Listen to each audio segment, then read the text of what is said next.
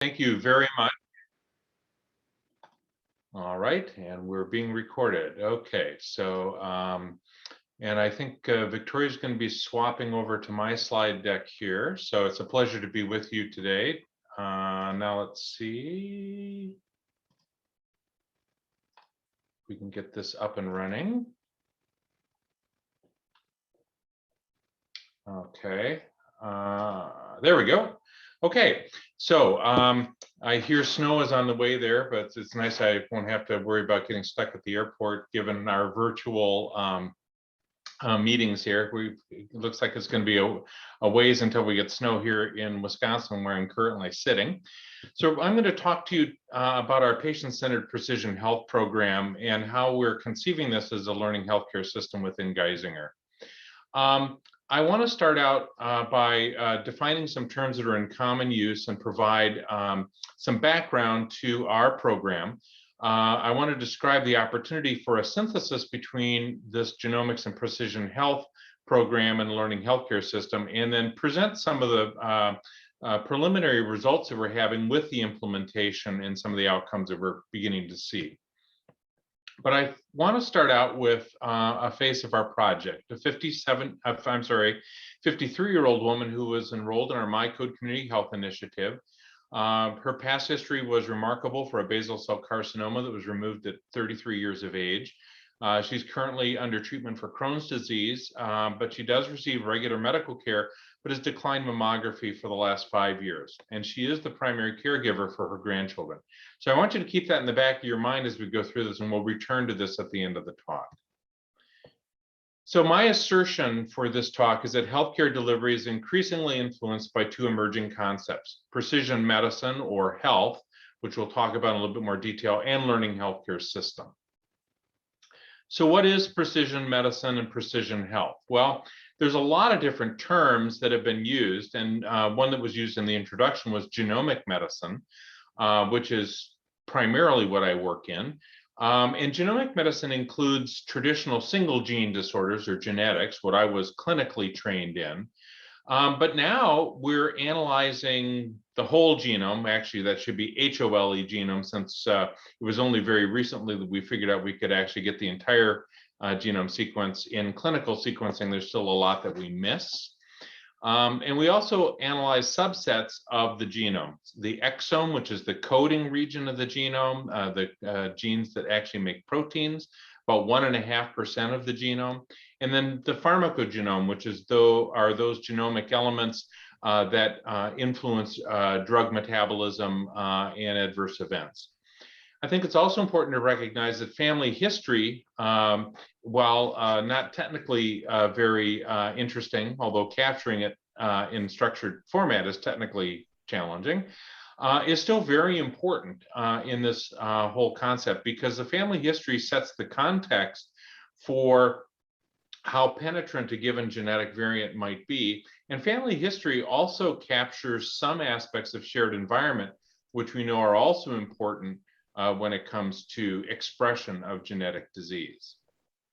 Now, a number of years ago, personalized medicine was sort of the term that was in use. And I struggled with finding a definition that I really liked here. I had to go back to 1987 to Steve Pauker and Jerome Kassir in the New England Journal of Medicine, where they said personalized medicine is the practice of clinical decision-making such that the decisions made maximize the outcomes that the patient most cares about and minimizes those that the patient fears the most, on the basis of as much knowledge about the individual state as is available. And I really like this definition for a couple of different reasons. First of all, it's patient-centered. We really need to understand what the patient wants to accomplish from an episode of treatment. As an example, consider two patients with stage 4 metastatic cancer. Patient 1 may be all about cure. They're willing to tolerate toxic therapies, experimental therapies. They're willing to travel to institutions that may have specialty in a given area, because even if the chance for cure is very minimal, that's what they most care about. Whereas patient 2 may come in and say, what can you do to make me as functional as possible so that I can enjoy my quality of life to a maximum in the time that I have left. If we don't understand the fundamental difference between those two patients, we really can't provide personalized care. The other thing I like about this definition is it says as much knowledge about the individual status is available. So while it's heretical for me as a geneticist to virtually stand before you and promulgate a definition that doesn't have genetics or genomics explicitly stated, the reality is that we don't always need genetic or genomic information to make a good clinical decision. And so we need to understand that this information does not have pride of place or is more important than other types of information.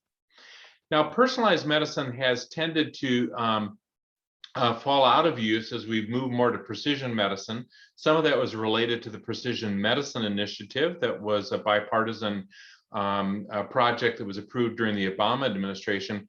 I think the other reason, though, was those of us that did a lot of talks got tired of people coming up after the talk and saying, well, what have I been practicing all these years? Impersonalized medicine? Maybe, but the bottom line is that precision medicine is probably a better term.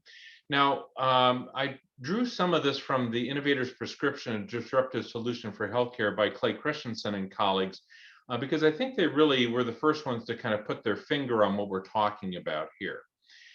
They contend that currently what we practice is intuitive medicine, and that is care for conditions that can only be diagnosed by their symptoms and only treated with therapies whose efficacy is uncertain, and then we watch for an empiric response. So it's essentially empiric trial and error. And why do I say that? Well, the reason is that almost all of our interventions now are based on studies that are done in populations.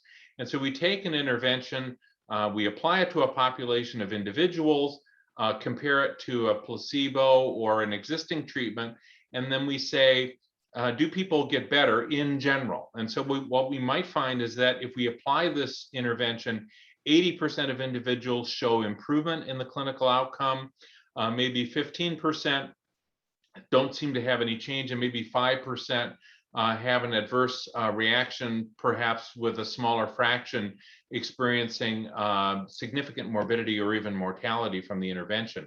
So on balance, that is an effective therapy and is one that is likely to move into clinical practice. But the problem for me as a clinician sitting across from you as a patient is I don't know where you as a patient fall in that population study. Are you in the 80% of responders? Are you in the 15% of non-responders? Or are you in the 5% of adverse events? In which case, again, we try the therapy and then we watch and see what happens, and we hope for a good outcome and really hope that we don't have a bad outcome.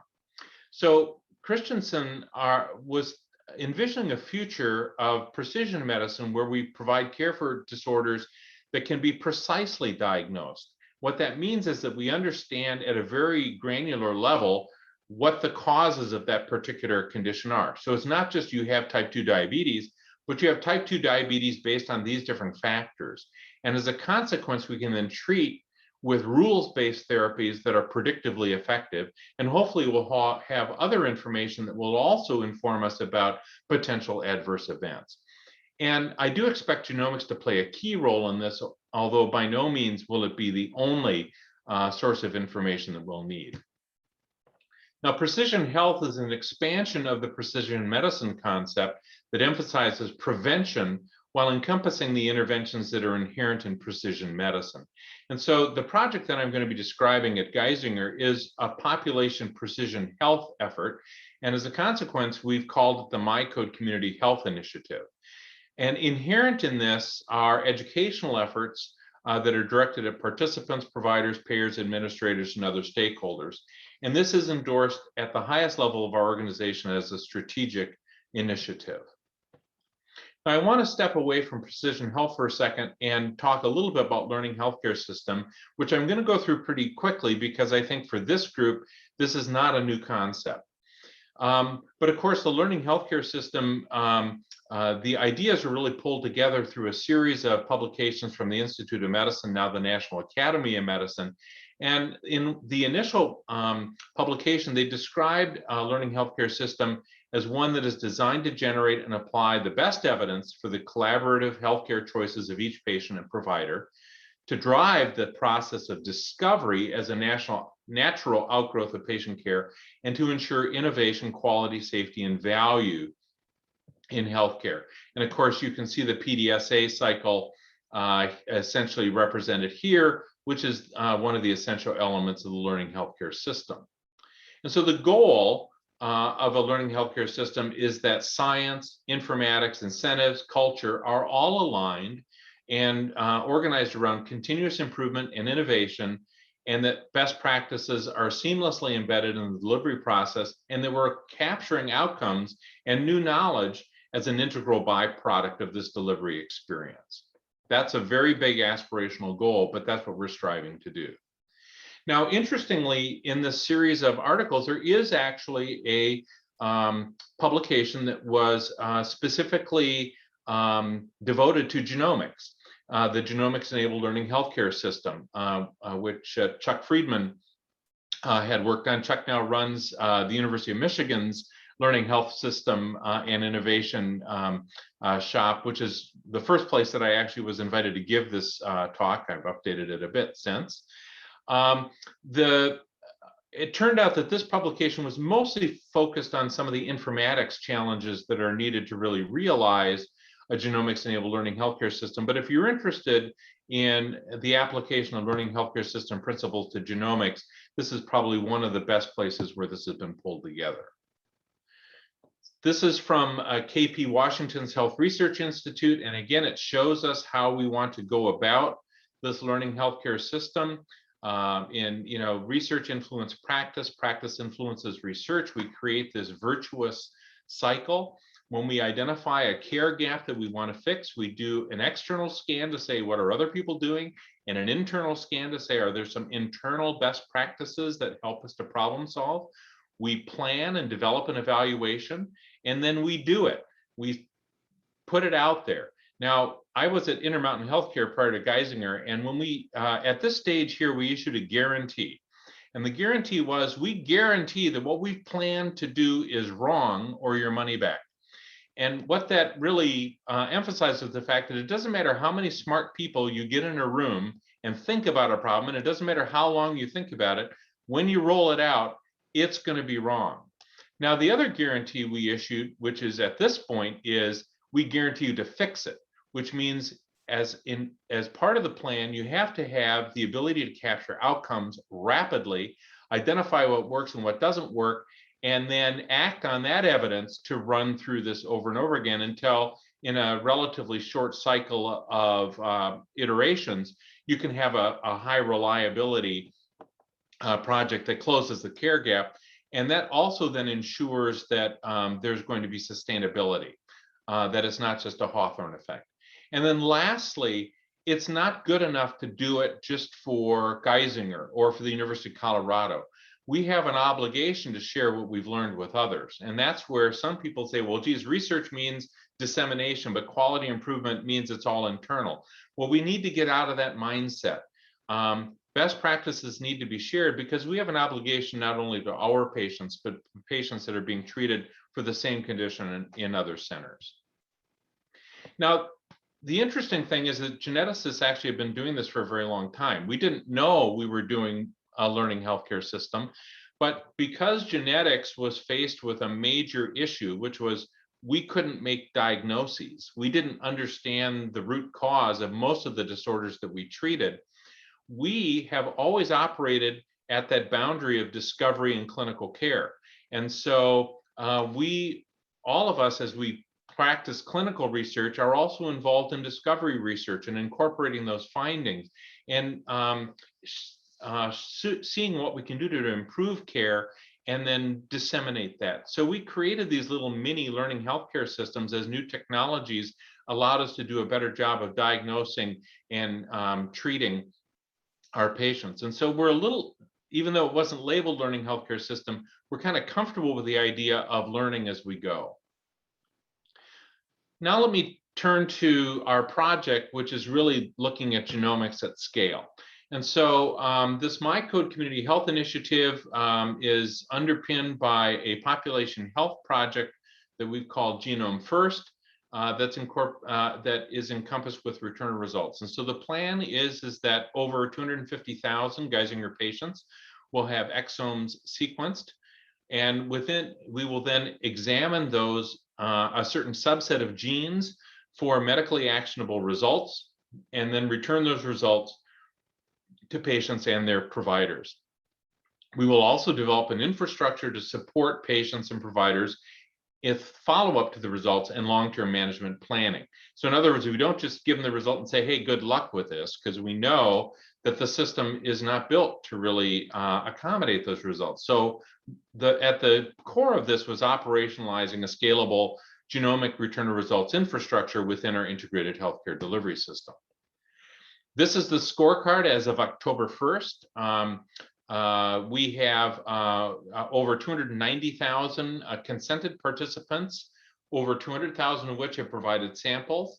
We have exome sequences completed on just under 185,000, and we have reviewed exome sequences of just over 60,000 individuals, almost 62,000, and we have returned clinical results to over 2,700 patients. Actually, I should have updated that. I think we've got a couple more from October 1st. I just noticed that I didn't get this particular slide updated. Sorry about that. Now I want to take a look at the high-level process, and I'm not going to focus on the consenting and sample collection. So as I alluded to, this is a clinical research project. All of the participants are consented to participate in the project. But the research aspect of it is really not the learning healthcare system, although there's some interesting lessons learned there. But I want to talk about processes involved in the program itself. Now, the first one is that the exome sequences are being done in collaboration with our partner, Regeneron, which is a pharmaceutical company. And under the agreement, these exome sequences are being done in a research laboratory. They are not being done in a CLIA certified laboratory environment, meaning we cannot use the results that come out of the exome sequences from Regeneron directly for clinical care. What we can do is to analyze those sequences, identify those individuals who may have a variant of interest, and then we send samples to a clinical laboratory that is CAP CLIA certified, that issues a report to Geisinger. And that provides a couple of different benefits for us. First of all, it gives us a second interpretation beyond our interpretation. We only return results where our two interpretations are identical.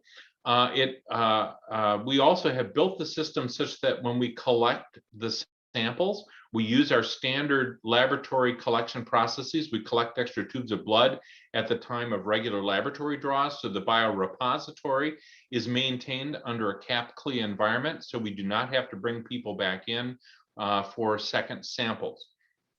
And then the report is able to be issued into the electronic health record with information to the clinician, the providers.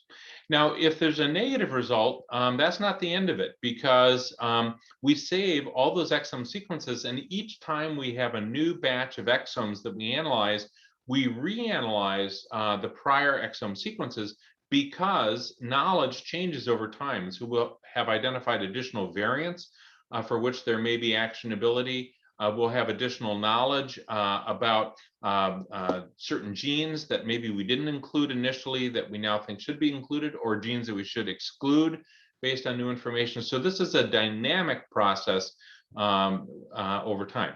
Now, this is very simple conceptually, but as Yogi Berra famously said, in theory, theory is better than practice. In practice, it ain't. So here's practice. So this is one workflow analysis for one laboratory that does variant confirmation for us. And what you can see here is a whole bunch of steps where process failure can occur. And what's even more complex is that we use several different laboratories for variant confirmation, and the process is different for each of these laboratories.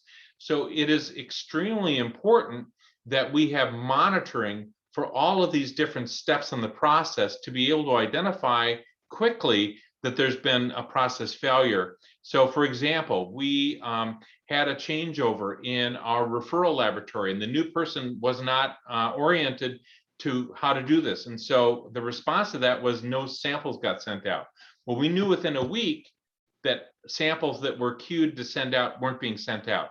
And so we knew there was a process failure. We were able to go in and fix it.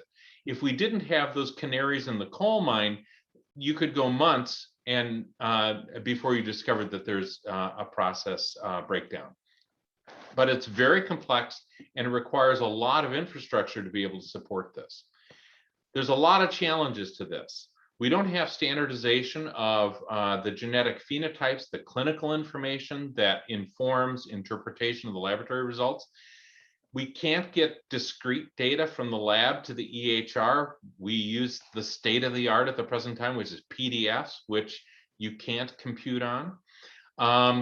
The laboratory information systems vary from system to system. And even though in our hospital, we have the same vendor providing our laboratory information system and our EHR, that system, that vendor system cannot provide structured genomic data from their laboratory information system to the EHR. There's some discordance between the Health Level 7 genomic report standards and the FAST Healthcare Interoperable Resource molecular sequence resource. And so that requires a lot of manual manipulation.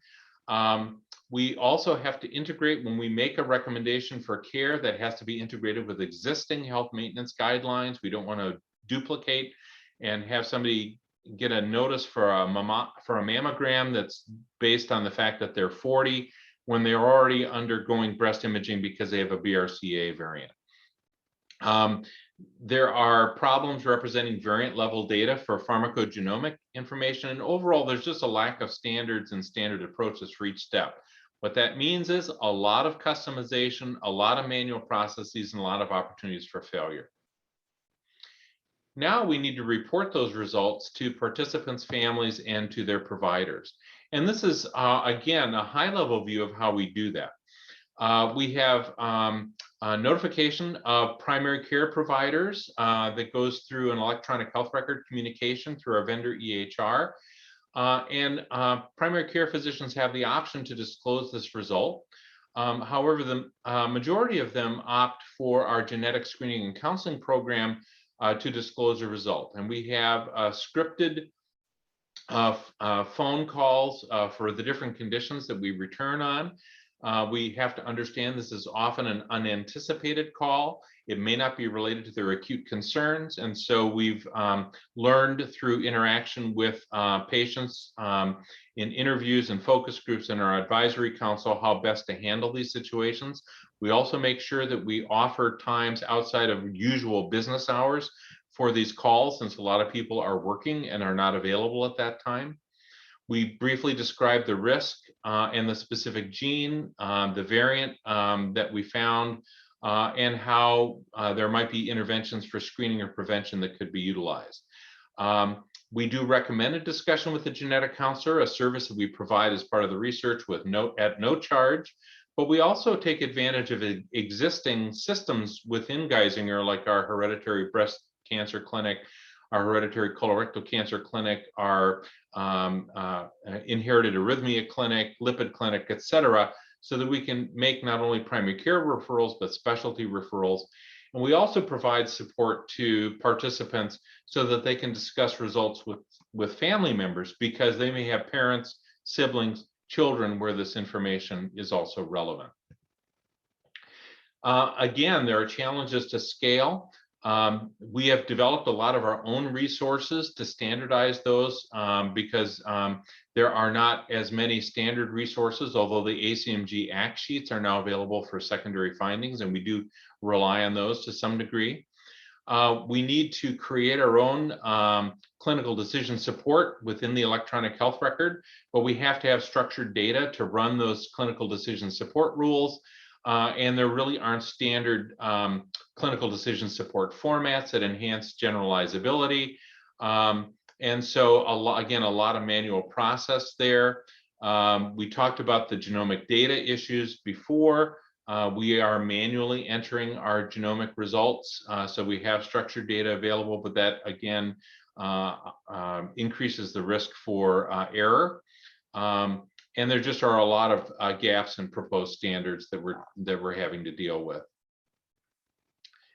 Now I want to move on to outcomes and talk about how we're thinking about those.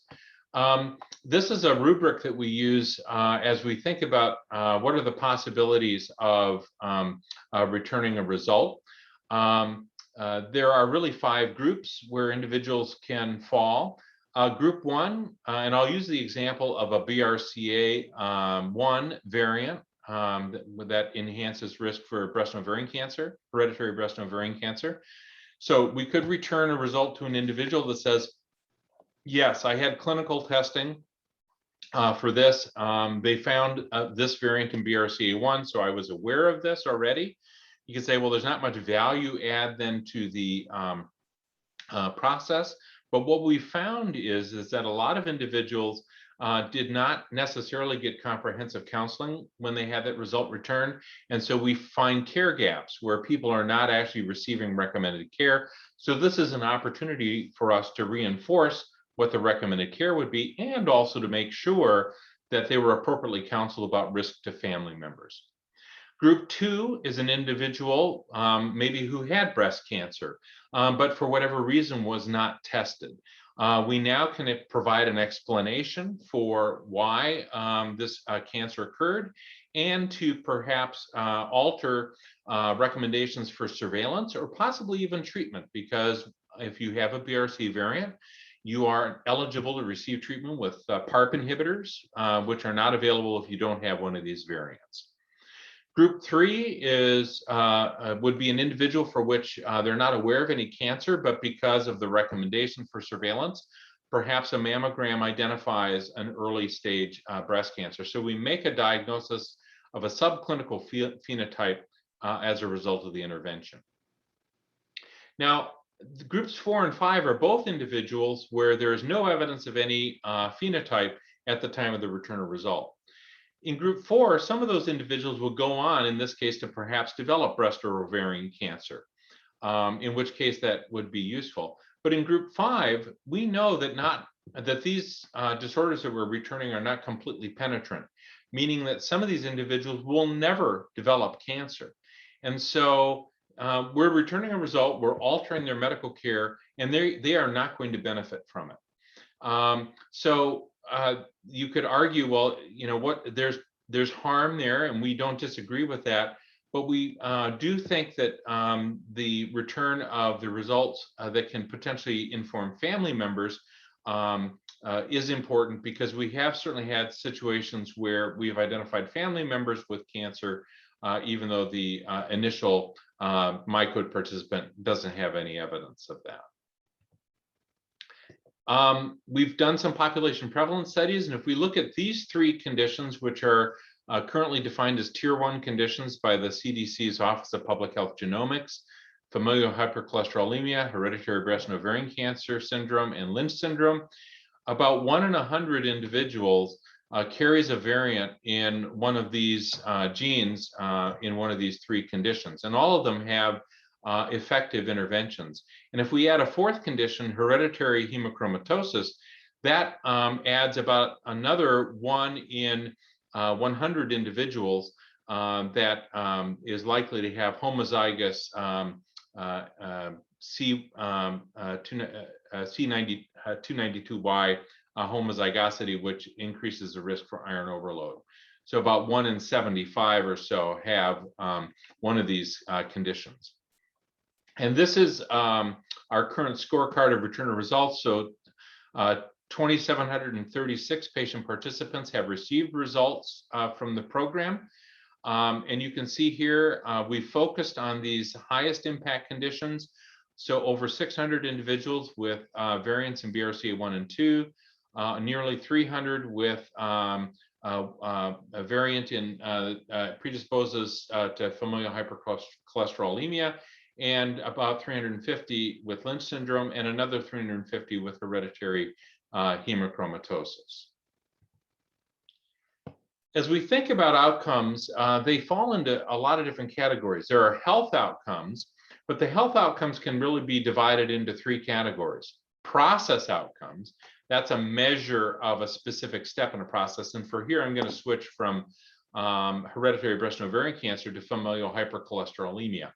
So performing a lipid profile after the return of a result would be a process outcome. We can measure that that person had a return of the result. Now, that's good, but it doesn't necessarily mean that there's been anything that has occurred that is improving health outcomes. And so we then look at intermediate outcomes. And in this case, for familial hypercholesterolemia, we know that we want to set a target LDL level. And so if we use that biomarker, the LDL cholesterol level, and treat to the recommended target level, that's an intermediate outcome. And that has a pretty strong chain of evidence to suggest that that will improve health outcomes. And the health outcomes of interest, of course, are decrease in myocardial infarction and other cardiovascular events. The problem is, if we think about familial hypercholesterolemia, we want to initiate treatment, ideally, in children, ages 8 to 10. Well, the health outcome of interest that we're looking to prevent won't occur for another 30 to 40 years. And so if we only rely on health outcomes, we really will not know for decades whether or not our program is effective. Whereas if we use highly reliable process and intermediate outcomes, we have a better sense of whether our interventions are working or whether we need to change them.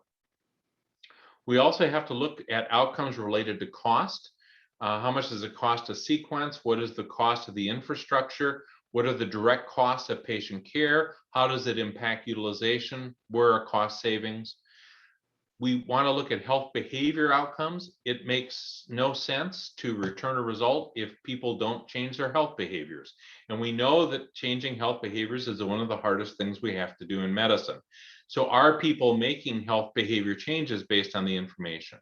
And then we also want to capture patient-reported outcomes. Are they satisfied with the care? Are they more engaged with self-care? Do they have access to the recommended care? How do they assess their well-being? And then how are they communicating with family? So we need to create all of these, we need to understand the outcomes and create ways to measure those outcomes. But we also need to think about outcomes from a systems perspective. What costs are incurred or avoided?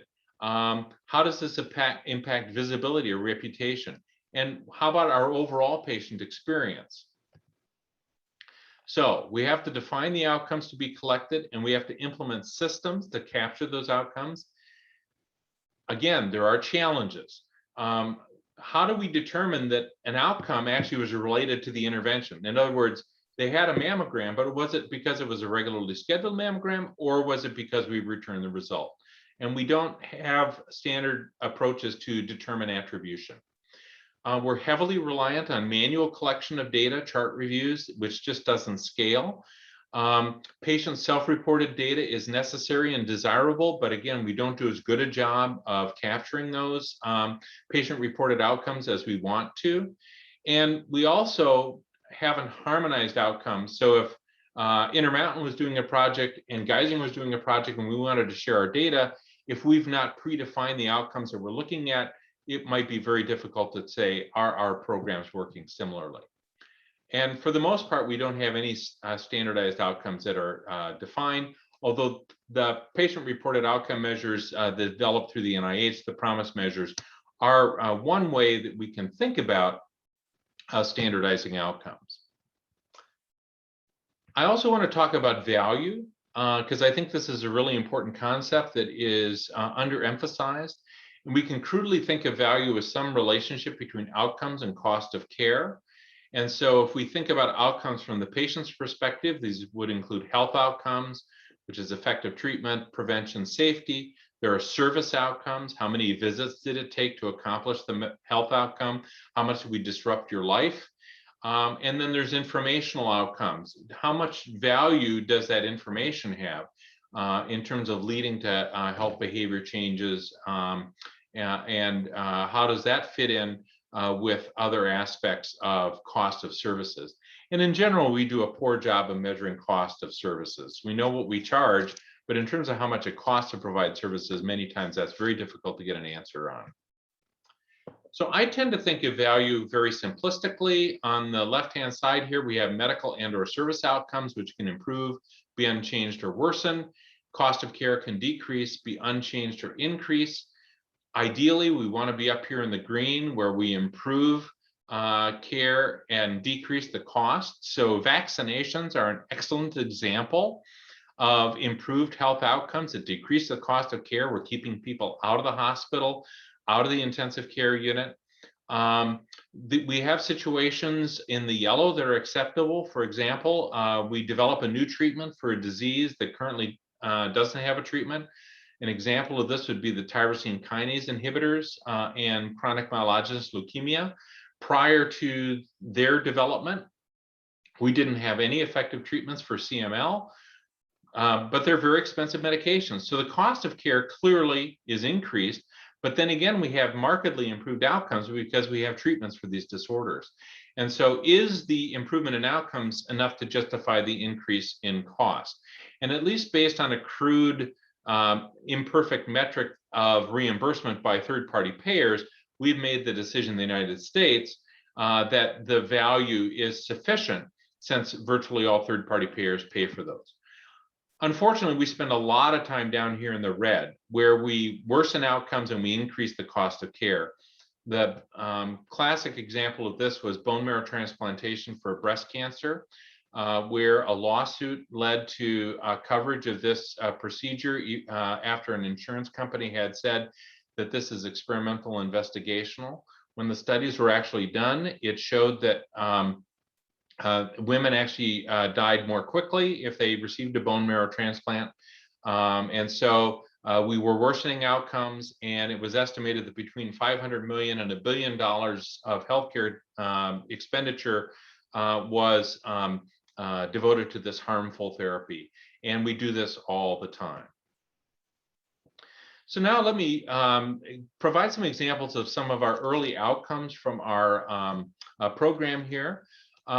This came out in 2018 in JAMA Network Open. All of these are open access, so you can go to the article to get the full details. But here we looked at our pathogenic and likely pathogenic variants in BRCA1 and 2, and we wanted to characterize the features associated with these. And so we had 183 carriers that received their clinically confirmed results. About twice as many BRCA2 as BRCA1. Prevalence, when we corrected for relatedness, was about 1 in 180. What we found was that only 18% of these 183 individuals had had prior clinical BRCA1 and 2 testing. Now, half of those without prior testing did not meet current genetic testing criteria. So in other words, our current recommendations for who should get a BRCA test are insensitive. They're missing half of individuals that carry a variant. But of those who did meet criteria, only a quarter of them had actually received clinical testing. We didn't explore the reasons for this. Were they not offered the testing? Did they decline the testing? Did insurance not pay for the testing? We know that there's lots of different reasons why it could occur. But what this shows is that 82% of individuals that could have benefited from this information did not receive it. But that's all well and good. We can say, well, but what difference does it make? What if we return the result and there's no change? And so we wanted to really get at this clinical utility of the screening program. And so here we looked at 350 individuals with either variants in genes associated with a hereditary breast and ovarian cancer, Lynch syndrome, or familial hypercholesterolemia. We did double-coded chart review, and we had a follow-up window of a median of about 21.8 months, with a range of 15 to 31 months. What we found, again, 87% were unaware that they had a variant in one of these genes. Nearly all of them were eligible to perform risk management based on the finding. And what was really encouraging is that almost 3/4 performed some management change in health behavior post-disclosure. So they chose to have imaging, or they went in for a colonoscopy, or they initiated lipid-lowering therapy. Now, what we also found was that as part of our recommended interventions, we identified about 13% of individuals who had a disease diagnosis that they were unaware of. They had cancer, they had polyps, they had elevated cholesterol that they weren't aware of. And so this was some of the first evidence that supported the effectiveness of a genomic screening program in identifying individuals at risk for preventable cancers and heart disease. Now, if we go back to our value plot, I'm not sure where we can actually put this yet, because clearly we did increase the cost of care, but we did improve outcomes, I think. But it's still early days, it's still relatively small numbers. More work needs to be done. We've been involved, and I didn't include this slide for time considerations, but we just published our first article looking at cost effectiveness of population screening, where we actually used our data to give a real world perspective on the assumptions. And we did find that for BRCA 1 and 2 population screening initiated at age 30, that it did meet current cost effectiveness criteria in the United States. We had about $87,000 per quality, which is under the threshold of 100,000. But stay tuned, because we have a couple of other articles coming out, one of which looks at the 3 conditions together, hereditary breast ovarian cancer, Lynch syndrome, and FH, that shows quite good cost effectiveness. So stay tuned for that. We have a lot more work to do. We have additional clinical utility questions. In addition to increasing our numbers, we want to expand beyond just these tier 1 conditions. We're just completing a manuscript on looking at our follow-up of individuals at risk of hereditary hemochromatosis. We need to be more robust in our assessment of intermediate health outcomes, looking at lipid levels at goal, high-intensity statin use. We're trying to understand for some of the genes that we don't have as much information on, what is the actual burden? What is the penetrance? We're finding some cardiac phenotypes are quite subtle. And so we're not exactly sure what that means and what we need to do. So that's why the research needs to continue. And we're also looking at ways, right now, our uptake of cascade testing is only about 12% among first-degree relatives, which is pretty equivalent to what others have seen. But why is that when there are so many people that would benefit? We need to improve that. Now, I want to come back to the face of our project. So this individual was found to have a pathogenic variant in BRCA1. We returned the result, and she proceeded to have a mammogram, which is normal. Remember that she hadn't had a recommended screening mammogram for 5 years. We counseled per the NCCN guidelines, the annual mammogram and breast MRI alternating every 6 months. We offered the opportunity for risk-reducing surgery, mastectomy, and/or bilateral salpingo-oophorectomy, clinical breast exam, and other possible interventions. After several months, she came back and she said, you know, I think I would like to have risk-reducing surgery and have a bilateral salpingo-oophorectomy. I need to be around for my grandchildren. Remember, she was a primary caretaker for her grandchildren. So she had the surgery. There were no complications from the surgery, but pathology by serial sectioning showed a high-grade serous carcinoma of the right fallopian tube with stronal invasion. She had had a pre-surgical ovarian ultrasound and a CA-125 were both done, and they were both normal. So the staging of this, she had a pelvic washing that was positive. So between stage 1C and 2C, she started chemotherapy less than a month later. One of the complicating factors, which just goes to show why it's so difficult to do clean clinical trials, is that the recommendation was to stop her Crohn's disease treatment because of immunosuppression and risk with the biological agents. And so she had an exacerbation of her Crohn's disease. I wish I could give you a happy ending to the story, but as you can see from the survival statistics here, ovarian cancer is not a good disease. And unfortunately, she did succumb to this even with aggressive therapy in about 18 months. However, there are more than one phase of the program. Here are 8 additional phases of our program with BRCA1 or 2 variants. We identified 3 early stage breast cancers, 3 early stage prostate cancers, 1 fallopian tube carcinoma, which I just mentioned, and 1 carcinoma of the ampulla of Vater. All were stage 2 or earlier, which is not consistent with usual clinical surveillance. And so we are seeing an early signal that we may be detecting things earlier. So takeaways that I'd like to leave you with.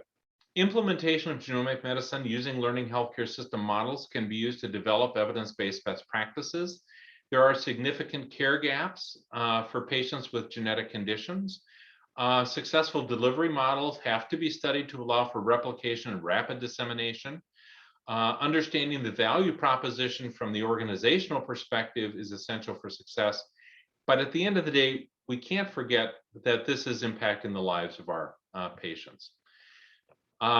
Obviously, there's an enormous team that is involved with doing this. This is a partial list of the people that are involved in this. And for those of you that are interested in further reading, this is an article that we published in 2018, Patient-Centered Precision Health and the Learning Healthcare System, Geisinger's Genomic Medicine Experience. And with that, I'll end, and I'm happy to take questions. Thank you so much, Dr. Williams. We have a couple of questions in the chat about sort of the scope of your learning health system and plans for scaling out. So one person asked about whether you do or see sequencing for patients outside of your state, and if so, how that works, what that looks like. And then another broad question about expanding beyond genetic testing results. So can you speak a little bit to the scope and scale there? Sure. So a couple of things to unpack there. So it's a really timely question because this morning we had our quarterly faculty meeting, and the new strategic vision system level for research explicitly included the learning healthcare system model. It's the first time, even though Geisinger has many examples within it of sort of learning healthcare systems, it's the first time that at a system-wide level, learning healthcare systems has been embraced. And there is a group that is looking at expanding the learning healthcare system model across Geisinger, using some of our early examples like Genomic Medicine, our Obesity Institute, our Autism and Developmental Medicine Institute, as sort of exemplars of how learning healthcare system can be applied in the broader delivery system. So to get back to the specifics, our MyCode program is open to any patient in the Geisinger system. So all that means is you have to have been seen at Geisinger once. So what that could mean is that you could live somewhere else, and if you've touched the Geisinger system and you were consented to participate, you could be part of the program. But we don't have any explicit outreach beyond the Geisinger system. We do, however, with the Cascade screening program, identify family members who do reside and receive their care outside of the Geisinger system. So one of the things we do is to try and coordinate care with those individuals that want to pursue testing with genetics professionals in their area. So for example, if somebody had a relative in Denver, we would reach out to Colorado genetic counselors, geneticists, to try and get them plugged in for Cascade testing. I have a question about stakeholder engagement. Can you talk about how you bring stakeholders into your learning health system process, what that looks like? Maybe who's responsible for maintaining that engagement over time? I'm really glad that question was asked, because it's, I think, one of the really keys to success of this program. 2 years prior to starting MyCode, which initially just started as a biorepository, well before we were thinking that we would be doing sequencing, a series of engagements with Geisinger patients was initiated. So they had focus groups and interviews with hundreds of Geisinger patients, asking questions like, should we be doing this? If we do it, what do you want to see from this? What do you think of Geisinger doing research in general? And what we've heard from that engagement was that, yes, this is very important to us. It is something Geisinger should be doing. And when we ask questions like, if we find something that would be important for you to know about, do you want to know about it? Do you want us to let you know? Well, the response there was, why wouldn't you do that? Then we had to explain to them, well, you see, in research, we typically don't give you anything back. We just ask you to participate, and then we just sort of leave you. And they say, well, that's kind of dumb. And we said, yeah, we think it's kind of dumb too. So we were one of the first systems to really operationalize a broad research consent that included return of results for sort of an open-ended set of genes and conditions based on the input of experts. And so as the program has matured, we have ongoing engagement with our patients, with our clinicians, with advisory groups, focus groups. We have ways for people to communicate with us directly. We get feedback from all of our participants that we return results to about how we can improve it. So the ongoing collection of feedback and improvement is continuous. What was fascinating, and I'll give one example on the clinician side, was we have a clinician advisory group. And about a year ago, one of the clinicians at that meeting said, how come there's a 5-day lag between when we get the result and the patient gets the result? Because our standard at Geisinger is that as soon as a result is available, it goes both to the patient and to the provider through the electronic health record and the tethered patient portal. And I said, well, remember 5 years ago when this group met, we asked about, did we want to use that standard, or because this was new, we should build in a lag so we can make sure that we're understanding all the different aspects of this. And they all kind of said, oh yeah, I guess I do remember that. We were a little nervous about the patients getting the result the same time we did, because we weren't really comfortable with what was going to be happening. But you know what? We're really comfortable with this now. This is not a big deal. This is just medicine. So let's give the patients a result at the same time that we get the result. We think we should do it the way we do everything else. Let's not make genomics exceptional.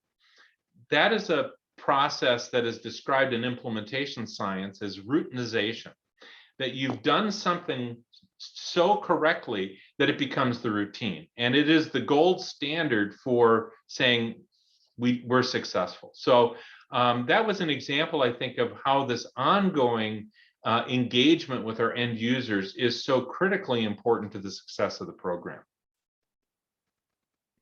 Thank you, Dr. Williams.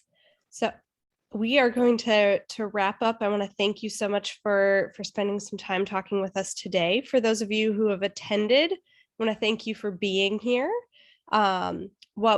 Something we ask at the end of all of our seminars is for you all to complete an evaluation of our talk in our seminar series. Victoria, I believe, is going to put a link to that evaluation in the chat.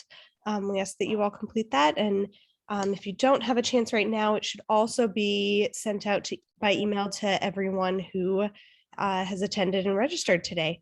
So thank you all so much for attending and taking the time today. Have a great afternoon.